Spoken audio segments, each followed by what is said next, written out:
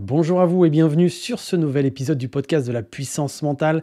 Aujourd'hui, un outil vraiment très intéressant que j'avais envie de vous partager. C'est quelque chose qu'évidemment je partage dans la formation de coach en préparation mentale. C'est un outil que moi-même j'utilise dans mon quotidien quand j'accompagne des personnes. Je l'utilise aussi dans ma vie privée parce que vous allez voir que ça permet de désamorcer une situation problématique. Quand je dis désamorcer une situation problématique, c'est notamment que ça va vous aider à aider une personne à prendre du recul par rapport à sa situation qu'elle considère comme réellement problématique. Parce que parfois, même très souvent, vous avez des personnes qui ont besoin d'aide et qui ne voient pas d'issue de secours dans leur situation. Ils ne voient pas de solution possible. Ils considèrent que leur situation est complètement insoluble. Et là, ils se sentent bloqués, ils se sentent enfermés et ils se sentent complètement impuissants. Il y a vraiment ce sentiment d'impuissance aussi qui ressort. Et là, donc, ça va vraiment vous permettre de les aider et ça va vous permettre d'être dans un positionnement d'aide, mais qui soit vraiment stratégique. Alors ça, c'est utilisable, comme je disais, dans tous les domaines, que vous soyez manager, chef d'entreprise, ou alors avec des amis, des proches, ou même si vous êtes déjà dans le monde de l'accompagnement en tant que coach, thérapeute ou autre. Ça va vraiment vous être utile.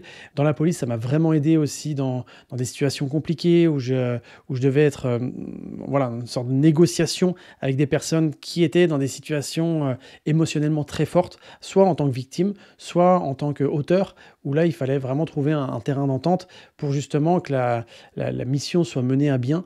Donc ça, c'est vraiment un outil pour moi qui devrait être appris par tout le monde. J'allais dire depuis votre naissance, mais ça va être compliqué. Mais en tout cas, que ça devrait vraiment être appris dans toutes les écoles parce que c'est vraiment quelque chose qui est très, très puissant et qui va vous aider justement à gagner en qualité de communication. Ça va vous aider à gagner en qualité de négociation aussi.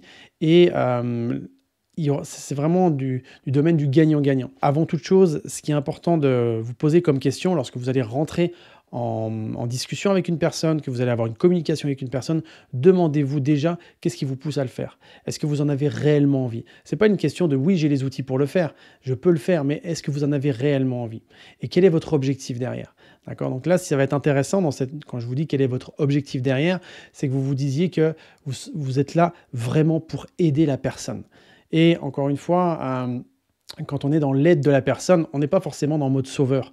La différence, c'est que quand on est en mode aide et pas en mode sauveur, l'aide, chacun prend sa responsabilité. Vous avez votre responsabilité de vouloir aider la personne, vous allez lui proposer des outils et la personne, elle aura sa propre responsabilité à prendre ces outils-là et à les utiliser si elle le souhaite ou non. Quand on est en mode sauveur, on veut vraiment imposer les choses aux personnes qui sont en face de nous. Et là, le souci, c'est qu'il risque d'y avoir un positionnement qui ne soit pas génial et qui soit plutôt un peu comme un père parlerait à un enfant, donc avec un sentiment un peu de supériorité. Et là, la communication n'est pas forcément située d'égal à égal. Sans rentrer dans trop de détails, mais voilà, c'est un positionnement qui est important d'avoir, où lorsque vous parlez à une personne, lorsque vous communiquer, lorsque vous souhaitez désamorcer la problématique de la personne. Quand je dis vous souhaitez désamorcer la problématique de la personne, c'est surtout vous souhaitez l'aider à désamorcer sa propre problématique. Donc là, dites-vous une chose, c'est que la personne, lorsqu'elle est face à son problème, elle a le sentiment qu'il n'y a pas d'issue de secours.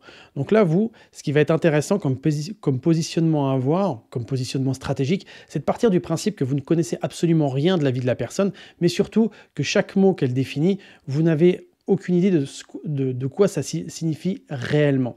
Et je m'explique. La personne va vous dire, oui, en ce moment, je suis complètement stressé dans mon travail parce que je me fais harceler par mes collègues. Là, le risque, si la personne vous dit ça, c'est que vous imaginez déjà, ok, elle est stressée parce qu'elle se fait harceler, ah bah oui, c'est une femme et en plus, elle a telle attitude. Et là, vous en déduisiez des choses, alors même que le mot stress, il est certainement différent pour vous que pour elle. C'est-à-dire que ce que vous attachez, vous, au mot stress est différent de ce qu'elle attache au mot stress. Le mot harcèlement, certainement la même chose.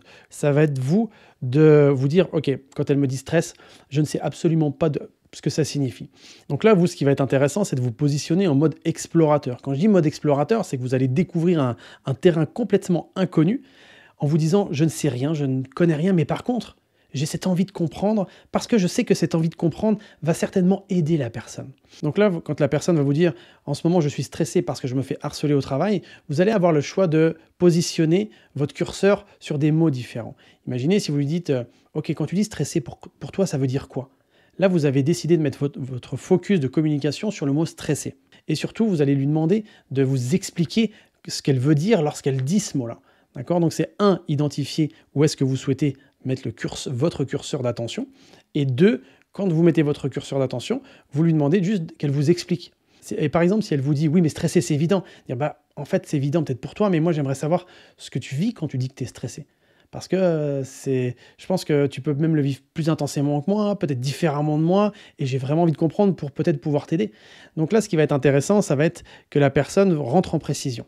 D'accord? Elle va dire, bah moi, quand je suis stressé, je ressens ça, je me dis ça, j'ai tel comportement, Voilà, c'est comment elle vit son stress, en fait. La fameuse question, c'est, OK, tu peux m'en dire plus par rapport au mot stress? Tu peux m'en dire plus par rapport au harcèlement? Tu peux m'en dire plus par rapport à etc., etc. D'accord? Donc là, quand je vous dis cet outil qui est vraiment intéressant pour désamorcer une problématique, ça va déjà être le fait de vous positionner en mode explorateur. Donc partez du principe que vous ne connaissez rien, vous n'avez aucune connaissance de ce que peut vivre la personne. Et en plus, c'est la réalité. Parce qu'on a tous notre façon de percevoir les choses d'une personne à l'autre. Et ce qu'il y a d'intéressant aussi, c'est qu'en vous expliquant ce qu'elle est en train de vivre, elle va mettre des mots donc des mots MOTS sur ces mots MAUX. Et là, elle va commencer un petit peu à dérouler cette bobine, vous savez, un petit peu comme si sa problématique était une bobine de ce que vous voulez, une bobine de fil, une bobine de laine, bref, une bobine quoi, mais avec pas mal des choses entremêlées. Donc là, vous allez tirer sur un fil, et elle, quand je dis vous allez tirer sur un fil, c'est en posant la question, tiens, quand tu dis stressé, tu vis quoi réellement? Et là, elle va dérouler mais bien ce qu'elle ressent.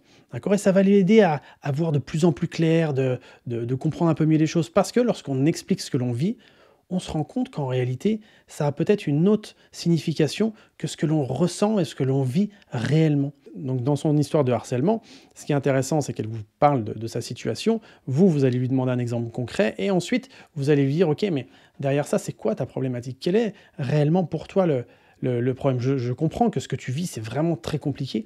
Et c'est quoi ton problème, en fait? Qu'est-ce que tu aimerais résoudre par rapport à ça? Et là, c'est assez fascinant à quel point, justement, il y a des petits, juste des petites choses qui en ressortent. Par exemple, c'est juste que mon collègue arrête de me mettre la pression jusqu'à ce moment-là dans notre journée, ou quand je suis en réunion, j'aimerais qu'il se passe ça et ça. Vous voyez, on va aller dans de la précision. Et là, par rapport à ça, dès que vous aurez la problématique, ce qui va être intéressant, c'est de trouver l'objectif par rapport à ça. Dire, OK, c'est ça aujourd'hui qui te pose problème, donc ton objectif par rapport à ça, ça serait quoi? Et là, personne risque de vous dire, oui, ben, j'aimerais que mon collègue y change. Vraiment lui faire comprendre que elle a pas beaucoup de pouvoir sur son collègue. Par contre, ce sur quoi on a la réelle maîtrise, c'est sur soi-même. Donc là, ce qui va être intéressant, c'est d'aller pointer réellement ce sur quoi la personne, elle va vouloir, elle, agir, elle va vouloir, elle, vraiment reprendre le pouvoir. Et là, de fil en aiguille, ça va permettre de l'aider au fur et à mesure. Donc quand je vous dis désamorcer la problématique, c'est vraiment que la personne prenne du recul par rapport à sa situation, et vous allez voir que lorsqu'elle va vous expliquer sa situation, elle va nécessairement prendre du recul.